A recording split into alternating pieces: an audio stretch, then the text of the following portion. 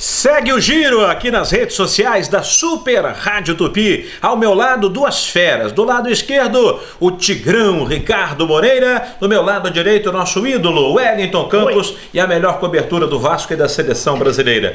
Estou aqui nessa cadeira fecha. Gostou da cadeira? Cadeira bacana, hein? Olha aqui, né? Isso é da diretoria.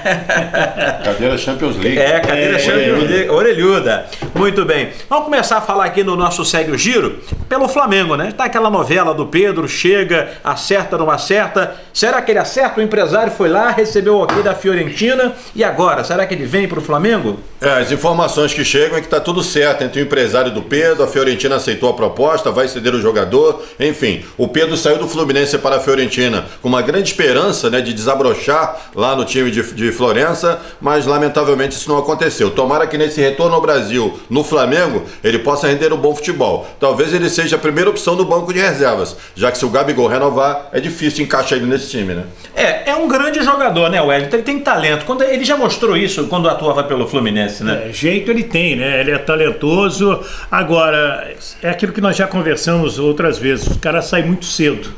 E aí não encaixa. E tem um detalhe, vai pro futebol italiano que tem o melhor tipo de defesa. Esse é que é o problema. A dificuldade ainda é maior. Ele já está emprestado pela Fiorentina, desembarca no Rio sexta-feira, 6h55 da manhã, já para fazer os exames médicos e assinar contrato de empréstimo até dezembro com a equipe do Flamengo. Agora, outro que o Flamengo não pôde anunciar até agora é o Michael. Né? Já assinou o contrato, mas por que não assinou? Por que não apresentou, não anunciou? A informação que eu obtive é que teve que refazer alguns detalhes do contrato e nem exame médico ele fez ainda. E não tem exame médico marcado para amanhã, não. Vamos aguardar essa situação aí. Tem um detalhe em relação ao Pedro. Eu me lembro que depois voltou para o Brasil, que encantou o mundo mesmo também na Copa. Zico foi para o Udinese, Júnior foi para o Torino, Sócrates foi para a Fiorentina, Cerezo foi para a Sampdoria, Falcão já estava na Roma, né? Então os jogadores foram, inclusive o campeonato italiano, era a coqueluche da época, passava aqui no Brasil todos os dias, todos os domingos pela manhã, porque os jogadores estavam lá. TV Bandeirantes, Luciano do Vale. Exatamente. E eu me lembro... O canal do esporte, né? E eu me lembro que o Sócrates, quando ele chegou lá na Fiorentina, ele disse, além do futebol, porque o Sócrates era doutor, meio aristocrata, meio filósofo, ele dizia, além de jogar na Fiorentina, eu vou tomar um banho de cultura. Que eu estou no berço cultural da Europa, né? Da Roma, do Império Romano, aquelas coisas todas. Então o Pedro não teve nem tempo ainda de tomar um banho de cultura. Muito bem. Olha aqui, vamos falar... E vai tomar banho aqui no Rio de Janeiro, você vai ver como que tá a água, Pedro. O negócio aqui não tá muito legal, não. Mas já pode começar a comprar uns galões de água mineral pra você tomar seu banho para não ter problema. Se tiver com dinheiro, toma banho de água Perrier, que é água francesa. Ô Wellington, e o Vasco? O Vasco, o cano parece que vai passar água por esse cano, hein, Wellington? O Matheus, ontem, junto comigo, a gente botava no site da Tupi, né, no início da noite, o Germancano tá no Bira da Federação. Se o Vasco acertar com o Jorge Henrique e voltar a escrever jogador no bid da CBF e chegar uma papelada que tá faltando, ele vai estrear no domingo. Isso ontem, quando todo mundo dizia que ele estava fora da estreia do Vasco. E realmente hoje o próprio Jorge Henrique ligou para o seu advogado, pediu para que ele fizesse um acordo com o Vasco. Faz lá um acordo, que o Vasco quiser, eu topo, eu não quero atrapalhar o clube. Achei bacana essa atitude do Jorge Henrique, diferente do Edmundo, que não tira um centavo da dívida do Vasco, muito pelo contrário, botou juros e correção monetária, já está em mais de 32 milhões de reais, e aí o Germancano agora está dependendo desta documentação, para quem sabe domingo a gente possa observá-lo lá no estádio do Vasco São Januário contra o Bangu. Seria um ótimo reforço para a torcida do Vasco, abrindo bem o campeonato. E na quarta-feira é Vasco e Flamengo no Maracanã, 9 da noite. E comando de campo do Vasco da Gama. Vasco e Flamengo, não Flamengo e Vasco.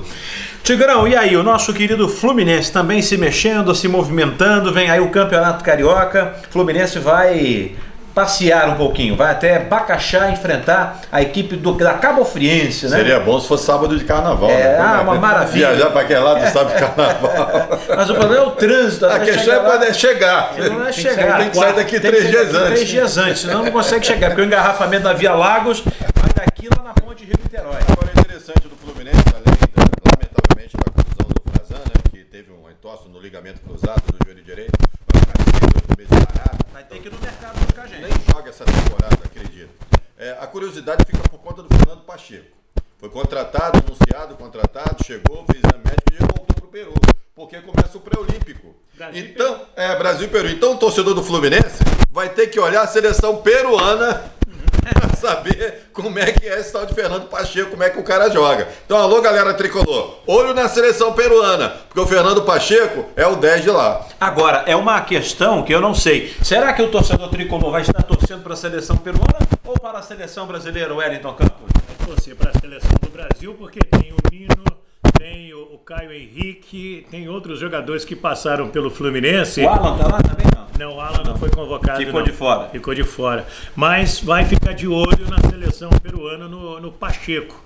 Pacheco tem nome de vizinho, gente boa. Geralmente mora à direita, seu Pacheco. Tem um nome de farmácia também, né? Tomara que ele tenha um bom desempenho no pré-olímpico, né? De repente disputa a final, reditam essa estreia aí, Brasil e Peru na final, com a boa atuação do Fernando Pacheco, fazendo um golzinho, mas o Brasil está pecando 3-4. Olha aqui, o braço carinhoso, boa recuperação para o Frazan. É um jovem como ele, quem está vivendo o mesmo drama é o Valse do São Paulo, estava na seleção, era titular, Se machucou, né? sozinho, Odilon. E o Nino vai herdar a vaga que era do Valse, vai passar por uma cirurgia também 8 meses parado. Papai do céu, ilumine vocês aí. Muito bem. O Botafogo também, o Tigrão, tá naquela situação em que ele faz apostas. Tem um monte de jogador que eles contrataram. 8 jogadores, né? Talvez o que tenha mais contratado, investindo em empréstimos, contratos curtos, até porque a questão da readequação financeira do clube.